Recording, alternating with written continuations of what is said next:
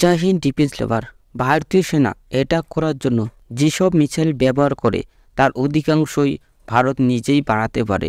ছোট থেকে বড় যে কোনো ধরনের মিসাইলই ভারত বানাতে পারে, কিন্তু এয়ার ডিফেন্স সিস্টেমের জন্য ভারত এখনও স্বয়ংসম্পূর্ণ নয়।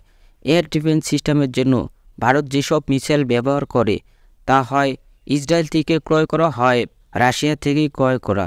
ভারত ছোট থেকে বড় যে কোনো ধরনের এয়ার ডিফেন্স সিস্টেমের জন্য যে কোনো মিসাইল বিদেশ থেকে ক্রয় করে। সে ছোট থেকে বড়, যেমন রাশিয়ার S-400 ইসরায়েলের সঙ্গে যৌথভাবে সেম এয়ার ডিফেন্স সিস্টেম তৈরি করে থাকে।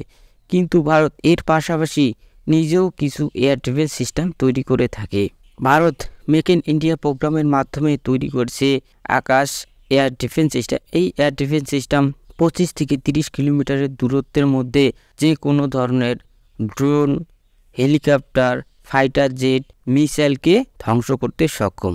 এই আকাশ এয়ার ডিফেন্স সিস্টেমের উপরই একটি বড় সুখবর এসেছে। আগামীকাল 12 জানুয়ারি ভারতের DRDO Akash next generation air defence system একটি টেস্ট করেছে। টেস্টটি সাকসেসফুল হয়েছে। এই next generation Akash air defence system 60 থেকে 80 কিলোমিটার দূরত্বে যে কোনো ধরনের ড্রোন, হেলিকপ্টার, ফাইটার জেট, মিসাইলকে ধ্বংস করতে পারে। তোমরা তো সবাই জানো ভারতের চীন সীমান্তে প্রতি 25 কিলোমিটার অন্তর অন্তর আকাশ এয়ার ডিফেন্স সিস্টেম মোতায়েন করা হয়েছে।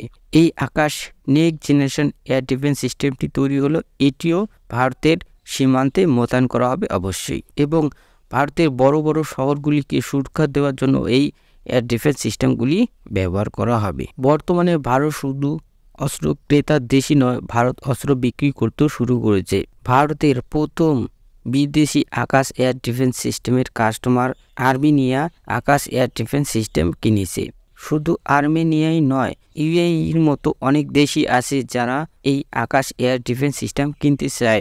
আকাশ next generation air defence system একবার তৈরি হয়ে গেলে এই Akash air defence next generation বিক্রি করে বিদেশ থেকে অনেক অর্থ উপার্জন করতে পারবে Bharat. Thank you for watching video. Jai Hind.